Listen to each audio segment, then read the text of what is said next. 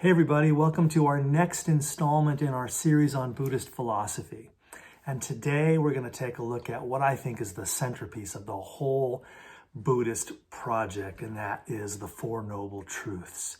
This little list of, the diagnosis, the prognosis, and the prescription for how to undo the damage of dukkha, how to lift human existence out of all of this unnecessary misery and suffering into a state of serenity and interconnection, and dare I say it, happiness. Let's see if we can trace that thread through this remarkable series of teachings, the Four Noble Truths. So the first noble truth is called dukkha, and that means, again, suffering, anxiety. So the first noble truth simply says that suffering is inherent in life. To be alive means that we're going to experience loss because of the impermanence of things. And because we can't help as individuals falling in love with all of it, it's going to hurt when it all starts to slip away. Who does not already know this in the authority of their own experience? There is a fundamental anxiety or sadness to life. We're worrying about future problems that aren't here yet, and we're looking back at the past and having regret about missteps and so on and so on. And just the sheer transformational quality of life means we're always kind of on slippery sand, and that causes anxiety. And anxiety, I think, is a good modern word for dukkha. So that is, the first noble truth simply says that is what being alive largely feels like. Now, the second noble truth is, I think, the most explosive of the four, because here in the second noble truth, the Buddha makes the somewhat startling claim that suffering is primarily rooted not in external events, but rooted in self-centered desire, craving, clinging, and attachment. The word here is trishna. And trishna literally means thirst. So he means wanting. And the basic claim here, try this on, see if this has merit for you. The basic claim here is that most of my suffering is because I'm not getting what I want.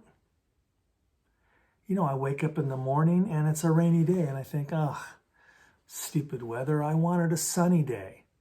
So is my disappointment the weather's fault, or am I generating my own disappointment by having a craving for a condition that my ego wants that does not align with what is actually happening?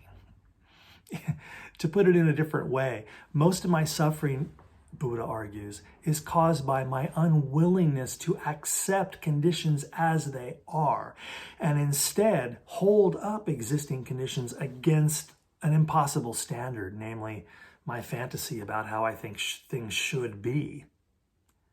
So when you go out to your car and push the button or turn the key to start it, and it goes, and the battery's dead, and you think, great, now I'm going to be late for work, I'm going to miss that appointment, I got to make some calls. A lot of maybe money anxiety, I got to pay for a tow truck, I got to buy a new battery, I'm going to be out hundreds of dollars. So it's so natural, isn't it, to when confronted with a dead car battery, to have some angst about it, some disappointment, some emotional response. Buddha's not saying to not have emotions, but once your feelings come and go, and that only takes a moment, then you sit back and you go, why am I suffering because of this dead battery? Because I'm somehow caught by a weird delusion that car batteries are immortal. Whereas here in the real world, car batteries have a beginning and an end. They have a lifeline, and car batteries die. And so wouldn't it be more enlightened, so to speak, if when I push the button on my dashboard or turn the key and the battery's dead, for me to, instead of flying into a lot of anger and disappointment, for me to simply say, oh, today's the day that happens.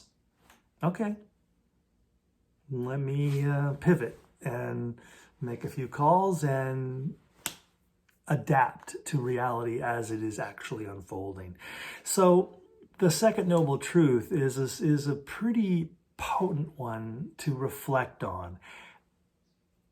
What role do I play in the generation of my own anxiety, my own disappointment, my own suffering, my own dukkha? And the third noble truth just sort of takes the next logical step. If one is true, that life is inherently involved with suffering, and two, that suffering is largely self-caused.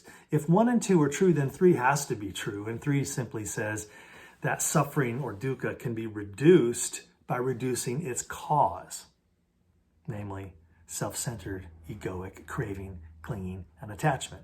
So if I could roll back my self-obsession, if I could turn down the dimmer switch on my incessant egoic demands, suddenly I would feel myself shifting into a deeper state of acceptance, and thereby my dukkha would begin to correspondingly reduce as my craving reduces. That's a pretty interesting claim. And the fourth noble truth is the prescription pad, to use the medical model. Here, Dr. Buddha pulls out his pad and he says, okay, here are 8 things I want you to do, 8 new ways of thinking, talking, acting, working, meditating. And when you begin to incorporate these 8 new behaviors into your life, you will in fact experience a lessening of self-centered obsession, a lessening of placing unreasonable egoic demands on reality. And as we just said in the third noble truth, when you roll back your self-centered demands, your dukkha, your suffering, automatically reduces all by itself.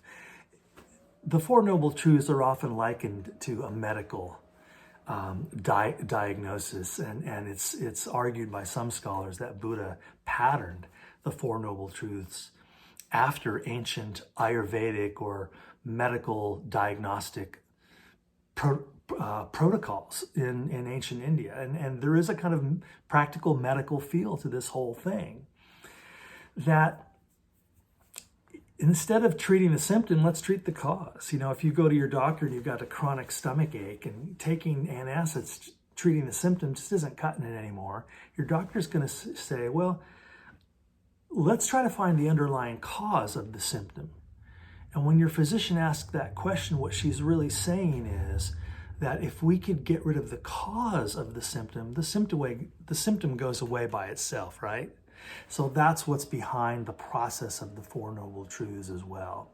Most of us try to self-medicate our suffering by feeding our desires. Well, I'll just buy some more stuff, I'll go shopping, I'll have new and more dazzling experiences, and then I will suffer less. But Buddha says you're doing it backwards. Instead of thinking that happiness is some future event that I will only experience once I get everything I want, Buddha says flip that around.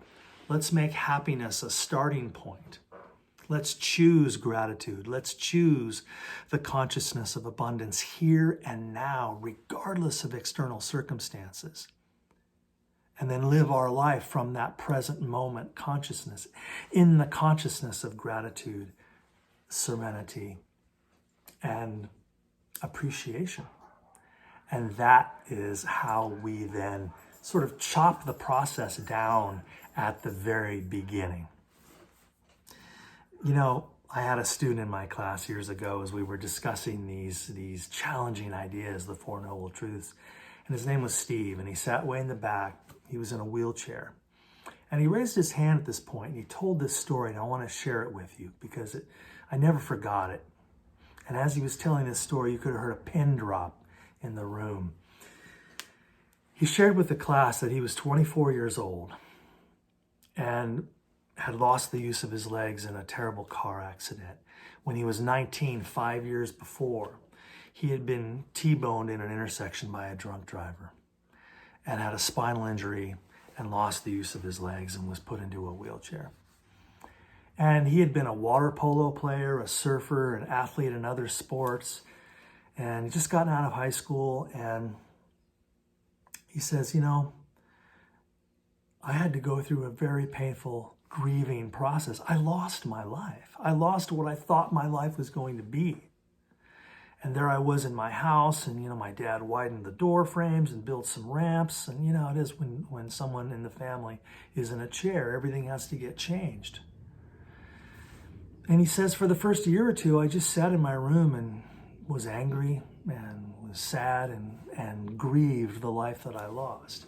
But then I eventually realized, as I was going to physical therapy, that all these younger kids were coming into the trauma that I experienced, losing their mobility, having to learn how to navigate the world in a wheelchair. And I began to mentor some of these younger kids. And when I started thinking about them instead of about me, something started to shift. And I realized, hey, I lost my legs, but I didn't lose my heart, my mind, my vision, my ambition, my joy. It's like so much of my life is not gone. And then he asked me a question. He said, Professor Boland, do you wake up in the morning and feel sorry for yourself because you can't flap your arms and fly to work? And I said, no. And he said, do you feel depressed and grieved because you can't go down to the beach, jump in the ocean, and swim all the way to Catalina and breathe through a blowhole in the back of your neck like a dolphin? I said, no, I don't miss that because I never had that. He said, exactly. He said, you are limited, he said to me. You have profound physical limitations. And of course, he's right. He said, all of us have profound physical limitations. All I had to do, he said, was let go of what I thought my life was supposed to be and accept the life that I had. And all of a sudden, my joy came flooding back in. My purpose came flooding back in. He says, I got involved in Paralympics. I got involved in wheelchair basketball and volleyball. I met an amazing community, a lot of combat veterans who had lost limbs in Afghanistan and Iraq. I connected with the most heroic, open-hearted, brilliant people that I never would have otherwise met. And as he spoke about his life, you could hear everyone in the class kind of shifting, kind of pivoting. It's like, oh, wow. I thought I had problems. I thought my life was hard. But this guy, Steve, he faced a loss that I don't know if I could bear. And to hear the purpose and the expansive joy in his voice and just pouring out of his spirit was transformative for all of us. And it really drove home Buddha's point that my suffering is somewhat self-imposed. And to a very large extent, I generate a lot of my own disappointment and anxiety. Now, let's not be cavalier about this. Let's talk about this in a clear-eyed, grounded, and realistic way. Obviously, there is dukkha in the world that is difficult to overcome. No one's saying to the person with clinical depression, snap out of it. No one is saying to the victim of violent crime, snap out of it. No one is saying to the victim of famine or war, snap out of it. Change your thoughts, change your life. Let's not be glib about this. Suffering is not a joke. But is there a thread of truth here that we owe it to ourselves to explore? That maybe I am putting off my own freedom, my own joy by staying locked in to a worldview that blames all of my anxiety, all of my suffering on other people, the world, institutions, situations beyond my control. What if I were to instead practice non-attachment? What if I were to let go of my egoic demands on what reality should be and started with a deep and loving acceptance of what it is right now, and then getting to work on making the changes that we all want to see to make our world more just, more loving, and more kind. But it begins with releasing attachment. That's hard to do, and that's why Buddha left behind for us a very specific 8-step process called the Eightfold Path, and it's the 4th item on the Four Noble Truths. And that is what we're going to take up in our next video.